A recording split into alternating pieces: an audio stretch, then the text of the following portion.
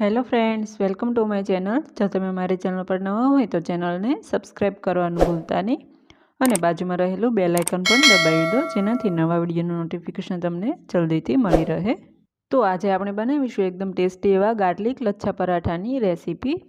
તો ગાર્લિક લચ્છા પરાઠા બનાવવા માટે સૌપ્રથમ આપણે લોટ બાંધી લેવાનો છે। તો મેં અહીંયા આપણે જે રેગ્યુલર રોટલીનો લોટ લઈએ છીએ તે જ લીધો છે। તેમાં સ્વાદ પ્રમાણે મીઠું અને 1 ચમચા જેટલું તેલ એડ કરીશું અને બધી જ વસ્તુને અહીંયા આપણે સારી રીતે મિક્સ કરી લેવાની છે। અહીંયા લોટનું પ્રમાણ તમે જેટલા પ્રમાણમાં પરાઠા બનાવવા ઈચ્છતા હોય તે પ્રમાણે લેવું। ત્યારબાદ આપણે થોડું પાણીનો ઉપયોગ કરીને તેનો મીડિયમ સોફ્ટ એવો લોટ બાંધી લેવાનો છે। બધું જ પાણી એકસાથે નહીં નાખીએ।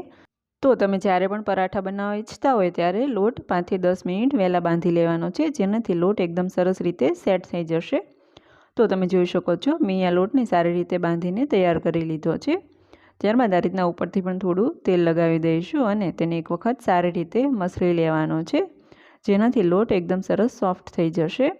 તો લોટ અહીંયા બાંધાઈને તૈયાર થઈ ગયો છે। હવે આપણે તેને ઢાંકીને સેટ થવા માટે મૂકી દઈશું। ત્યાં સુધીમાં આપણે બીજી તૈયારી કરી લઈએ। તો તેના માટે મેં અહીંયા 10 થી 12 જેટલી લસણની કળીઓને ફોલીને લઈ લીધી છે અને થોડા ધાણાને પણ ધોઈને લઈ લીધા છે। તેને આપણે એકદમ ઝીણા એવા સમારી લેવાના છે। તો આ ગાર્લિક લચ્છા પરાઠામાં લીલા ધાણાનો ટેસ્ટ પણ એકદમ સરસ આવે છે। તો તમે જોઈ શકો છો મેં અહીંયા ધાણાને એકદમ ઝીણા એવા સમારીને તૈયાર કરી લીધા છે।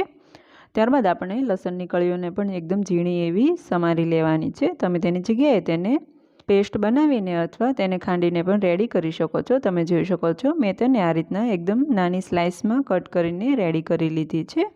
ત્યારબાદ મેં અહીંયા એક મીડિયમ તીખું મરચું લઈ લીધું છે। બહુ તીખા મરચાંનો ઉપયોગ નહીં કરીએ। તો મરચાંને પણ આપણે એકદમ ફાઇન કટ કરી લેવાનું છે। તો તમે જોઈ શકો છો મેં અહીંયા એક મરચાંની 4 ચીરી કરીને તેને એકદમ નાની સાઇઝમાં કટ કરીને તૈયાર કરી લીધું છે। અહીંયા આ મરચું નાખવું બિલકુલ ઓપ્શનલ છે, પરંતુ જો તમને થોડું સ્પાઇસી ભાવતું હોય તો એડ કરી શકો છો। તો મેં અહીંયા બધા જ મસાલા રેડી કરી લીધા છે। હવે આપણો લોટ એકદમ સરસ રીતે સેટ થઈ ગયો છે, તેને એક વખત આ રીતના મસળી લેવાનો છે। ત્યારબાદ તેમાંથી આ રીતના મીડિયમ સાઇઝના લુવા બનાવી લેવાના છે। રોટલી કરતાં આપણે થોડો મોટો લુવો લઈશું અને પરાઠું પણ મોટું વણીશું, જેનાથી તેનો એકદમ સરસ લચ્છા છૂટા પડે। તો મેં અહીંયા મીડિયમ સાઇઝના લુવા બનાવીને રેડી કરી લીધા છે।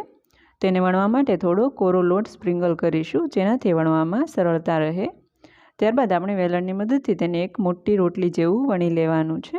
તો અહીંયા પરાઠાની રોટલી જેટલી મોટી વણાય તેટલી વણવાની છે, જેનાથી તેના એકદમ સરસ લચ્છા વધારે બને છે। રોટલી વણાઈ ગયા બાદ આપણે ઉપર થોડું તેલ લગાવી દેવાનું છે અને તેને આખી રોટલીમાં સારી રીતે સ્પ્રેડ કરી લેવાનું છે, જેનાથી જ્યારે આપણે લચ્છા છૂટા પાડીએ તો એકદમ સરસ રીતે છૂટા પડે। ત્યારબાદ ઉપર થોડો ઓરેગાનો સ્પ્રિંકલ કરીશું। અહીંયા જો ઓરેગાનો ના હોય તો તેને સ્કીપ પણ કરી શકો છો, પરંતુ તેનો ટેસ્ટ લચ્છા પરાઠામાં એકદમ સરસ આવે છે। ત્યારબાદ થોડા ચીલી ફ્લેક્સ પણ સ્પ્રિંકલ કરીશું। અહીંયા ચીલી ફ્લેક્સની જગ્યાએ તમે કોરું લાલ મરચું પણ લઈ શકો છો। થોડું ધાણા જીરું પાવડર સ્પ્રિંકલ કરીશું અને થોડું લાલ મરચું પાવડર સ્પ્રિંકલ કરીશું। અહીંયા તીખાશ તમને જે રીતના જોવે તે રીતના ઉપયોગ કરી શકો છો। ફરીથી ઉપરથી થોડો કોરો લોટ સ્પ્રિંકલ કરીશું। હવે આપણે લચ્છા પરાઠા બનાવવાની રીત જોઈએ। તો તમે વિડીયોમાં જોઈ શકો છો તેમ આપણે એક સાઈડથી તેને આ રીતના ઉપાડતા જઈને ફોલ્ડિંગ કરતા જવાનું છે। તો તમે વિડીયોમાં જોઈ શકો છો તેમ એને એક સાઈડથી ઉપાડતા જઈને બીજી સાઈડે ફોલ્ડ કરતું જવાનું છે। તો સેમ આ જ પ્રોસેસથી આપણે આખી રોટલીને તે રીતના કવર કરી લઈશું। તો આ રીતના રોટલી આખી ફોલ્ડ થઈ જાય ત્યારબાદ આપણે તેને આ રીતના હાથેથી થોડું તાણી લેવાનું છે, જેનાથી લુઓ મોટો બને અને એકદમ સરસ લચ્છા છૂટા પડે। ત્યારબાદ તેની ઉપરથી થોડો કોરો લોટ સ્પ્રિંકલ કરીશું અને તમે વિડીયોમાં જોઈ શકો છો તેમ એક બાજુની સાઈડથી વાળતા જઈને તેને એકદમ સરસ ગોળ એવો લુઓ બનાવીને તૈયાર કરી લેવાનો છે। અને આ જે છેલ્લો ભાગ છે તેને આપણે લુવાની નીચેના ભાગે આ રીતના ટક કરી લેવાનો છે। તો આપણું લચ્છા પરાઠાના લુવા તૈયાર થઈ ગયા છે। હવે આપણે ઉપર તેને જે લસણ કટ કરીને રેડી કરી રાખ્યું હતું તેને આ રીતના લગાવી દેવાનું છે અને થોડું હાથની મદદથી પ્રેસ કરી લેવાનું છે। ત્યારબાદ થોડા લીલા ધાણા પણ ઉપર રાખી દઈશું અને તેને પણ પ્રેસ કરી દઈશું અને કટ કરેલા લીલા મરચાં પણ લઈ લઈશું। હવે તેને વણવા માટે ઉપરથી ફરીથી થોડો કોરો લોટ સ્પ્રિંકલ કરીને તેને કોરા લોટથી કોટ કરી લેવાનું છે। હવે વેલણની મદદથી તમે વિડીયોમાં જોઈ શકો છો તેમ આપણે તેને ફેરવતા જઈને પરાઠાને વણી લેવાનું છે। તો મેં અહીંયા પરાઠું વણીને રેડી કરી લીધું છે। તમે જોઈ શકો છો આ રીતના મીડિયમ થીક સાઇઝનું તેને રાખવાનું છે। ત્યારબાદ પરાઠાની વણવાની બીજી રીત જોઈ લઈએ. તો તેના માટે પણ મેં અહીંયા એકદમ મોટી સાઇઝની રોટલી બનાવીને રેડી કરી લીધી છે. તેને ઉપરથી સેમ એજ પ્રોસેસથી થોડું તેલ લગાવી દેવાનું છે. ત્યારબાદ ઓરેગાનો સ્પ્રિંકલ કરીશું, થોડા ચીલી ફ્લેક્સ સ્પ્રિંકલ કરીશું, થોડું ધાણા જીરું પાવડર અને લાલ મરચું પાવડર પણ સ્પ્રિંકલ કરીશું. તમે તમારા ટેસ્ટ પ્રમાણે કોઈપણ મસાલા જેમ કે ચાટ મસાલા, આમચૂર પાવડર કે ગરમ મસાલાને પણ સ્પ્રિંકલ કરી શકો છો. ફરીથી ઉપર થોડો કોરો લોટ સ્પ્રિંકલ કરી લઈશું. હવે એક ચપ્પુની મદદથી તમે વિડીયોમાં જોઈ શકો છો તેમ આપણે તેને એક સાઈડથી આ રીતના સ્ટ્રીપ્સમાં કટ કરી લેવાની છે. શરૂઆતમાં આપણે તેને આખી રોટલીની સ્ટ્રીપ્સ કટ કરી લઈશું. ત્યારબાદ જેમ વચ્ચેના ભાગે કટ કરતા જઈએ તેમ આપણે તેને કોરની ભાગેથી કટ નહીં કરીએ. તો તમે જોઈ શકો છો મેં અહીંયા આખી રોટલીની સ્ટ્રીપ્સમાં કટ કરી લીધી છે. હવે તેમાં વિડીયોમાં જોઈ શકો છો તેમ આપણે તે બધી સ્ટ્રીપ્સને આ રીતના ભેગી કરતી જવાની છે. તો આ રીતના આપણી જેટલી સ્ટ્રીપ્સ વધારે થશે તેમ આપણા પરાઠામાં એકદમ સરસ લચ્છા છૂટા પડશે. તો મેં અહીંયા બધી સ્ટ્રીપ્સને ભેગી કરીને રેડી કરી લીધી છે. ત્યારબાદ આપણે આગળ પણ વિડીયોમાં જોયું તેમ આ રીતના એક સાઈડથી તેને ગોળ ગોળ વાળતું જવાનું છે અને છેલ્લે જે નીચેનો ભાગ છે તેને આપણે આ રીતના ટક કરી દેવાનો છે. અને ફરીથી આપણે ઉપર થોડું લસણ આ રીતના એડ કરીશું. થોડા લીલા ધાણા પણ આ રીતના પ્રેસ કરી લેવાના છે અને લીલા મરચાંને પણ પ્રેસ કરી લઈશું. ત્યારબાદ કોરો લોટ સ્પ્રિંકલ કરીને આપણે તેને પણ પરાઠું વણી લેવાનું છે. તો તમે જોઈ શકો છો મેં અહીંયા પરાઠું વણીને રેડી કરી લીધું છે. તો આ બે રીતમાંથી તમને જે રીત વધારે અનુકૂળ આવે તે રીતના પરાઠા બનાવીને રેડી કરી શકો છો. હવે પરાઠાને શેકવા માટે મેં અહીંયા તવો ગરમ કરી લીધો છે. તેને ઉપર આ રીતના થોડું ઘી સ્પ્રેડ કરી લઈશું. તમે અહીંયા ઘીની જગ્યાએ તેલ અથવા બટરનો ઉપયોગ પણ કરી શકો છો.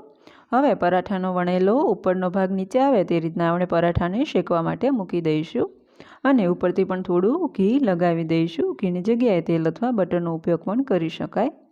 ત્યારબાદ થોડા સમય બાદ આપણે પરાઠાને બીજી સાઈડે પલટાવી લઈશું અને તેને ઉપરથી પણ થોડું ઘી લગાવી દેવાનું છે. અને ઘી લગાવી દીધા બાદ લગભગ 30થી 35 સેકન્ડ માટે આપણે તેને ચડવા દઈશું. ત્યારબાદ ફરીથી આપણે પરાઠાને પલટાવી લેવાનું છે. તો તમે જોઈ શકો છો બીજી સાઈડે પરાઠું એકદમ સરસ શેકાઈ ગયું છે.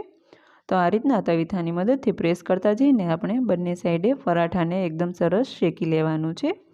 તમે જોઈ શકો છો પરાઠાને એકદમ સરસ લચ્છા છૂટા પડેલા દેખાય છે.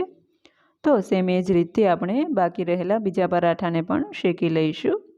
તો મેં અહીંયા બધા જ પરાઠા શેકીને રેડી કરી લીધા છે. તમે જોઈ શકો છો તેને એકદમ લચ્છા છૂટા પડેલા દેખાય છે. તો મેં અહીંયા લચ્છા પરાઠાને એક સર્વિંગ પ્લેટમાં લઈ લીધા છે. તમે આ પરાઠાને બનાવીને બાળકોને લંચ બોક્સમાં પણ આપી શકો છો. અને આ ઠંડીમાં ગરમા ગરમ પરાઠા બનાવીને એક વખત જરૂરથી ટ્રાય કરજો. બધાને ખૂબ જ ભાવશે. મેં અહીંયા પરાઠાને મોળા દહીં સાથે સર્વ કર્યા છે, પરંતુ તમે તેની સાથે ગ્રીન ચટણી, ચા કે ટામેટા કેચઅપ સાથે પણ સર્વ કરી શકો છો. તો તમને મારી આ ગાર્લિક લચ્છા પરાઠાની રેસીપી કેવી લાગી તે કમેન્ટ બોક્સમાં જરૂરથી જણાવજો. તેમજ જો મારી રેસીપી પસંદ આવી હોય તો વિડીયોને લાઇક કરો, શેર કરો, કમેન્ટ કરો અને મારી ચેનલ કાજલ્સ કુકિંગને સબસ્ક્રાઈબ કરવાનું ભૂલતા નહીં. Thank you.